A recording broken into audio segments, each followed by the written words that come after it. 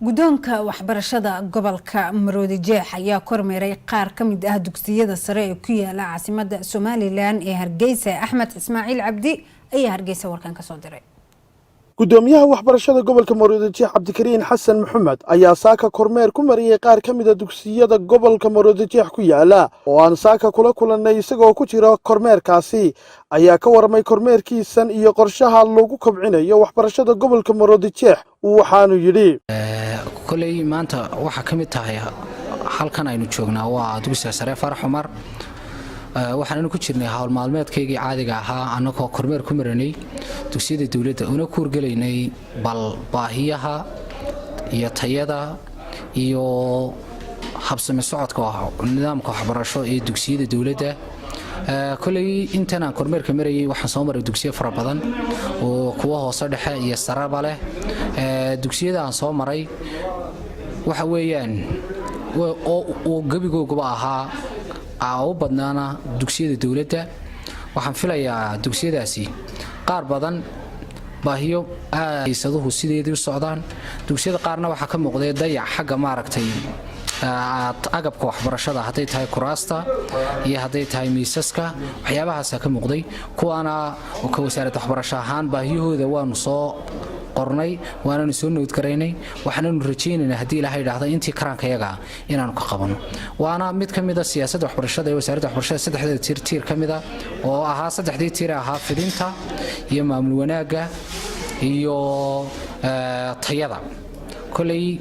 ujeedadanu soconayna waxay ahayd inaanu saddexda tiir iskuul walba ka qiimeeyno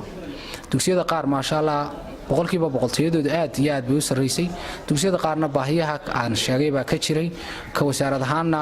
aanu rajaynayno inaan wax ka qabano kulay imikadan sida wasaaradda waxbarashada ama siyaasadda wasiirka wasaaradda waxbarashada Axmed Diiriye iyo agaasimaha guudba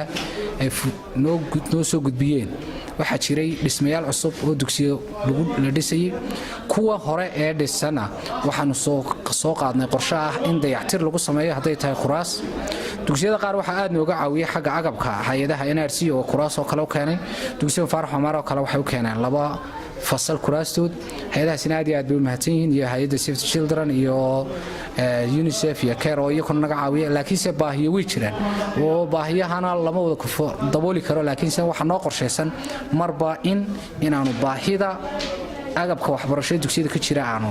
dabaqno gudoomiye inta badan dhaliil ayaa dul hooganaysa dugsiyada dawladda oo wax la yiraahdaa tayadooda aad bay u liidataa oo ko private-kaaba ka taray iyo sareeya ka gobol ahaan imika maxay idinka qorsheysan maadaama gobolka idinku aad hadda ku cusub tihiin macallimiin xaaladaas oo dhan xogayaal ka aad tahay waliba adigu maxaa kaaga qorsheysan assalaamu calaykum waraxmatullaahi wabarakaatuh horta macallin baan ahaa dugsiyada dawladda iyo private-kaba ka dhigaya jaacadaha xogayaal baanan u ahay dugsiyada dawladdu horta sidan warbaahinta iyo media ay ugu jirto uma tayliitaan waxaan filayaa wala naga buuqbadiyay oo social media ayaa laga badiyay laakiin se waxaan filayaa dugsiyada dawladdu sidaa ma wada aha wuxuu ma filayaa kulay dhaliil constructive criticism baa la yiraahdaa in lagu dhaliilaa waa inaad meeshan aad joogtid ka sii dhaqaaqdid in lagu dhaliilaa waa inaad meeshan aad joogtid ka sii dhaqaaqdid kulay wixii dhaliil aanu leenahay waanu qaadanana waanu dhisaynaa halkan aan joognana waxaan filayaa inaanu ka sii qaadno ana korna uga sii qaadno ma filayo laakiin se boqolkiiba boqol sawirkan ama humaagan laga qabo in dugsiyada dawladdu ay liitaan inay jirto meelaha qaar way jiri kartaa dhaliil oo bilaadan baynaho dhaliil weynu yeelan laakiin se boqolkiiba boqol dhaliisha malaha waxaan filayaa dugsiyada dawliyo jira inay kuwa badan oo gaar loo leeyahayna ay ka fiican inkastoo ardayga ka gaarka loo leeyahay dhiganayana uu yahay arday reer Soomaaliland muwaadina xaq u leh inuu waxbarasho helo taasina uu yahay arday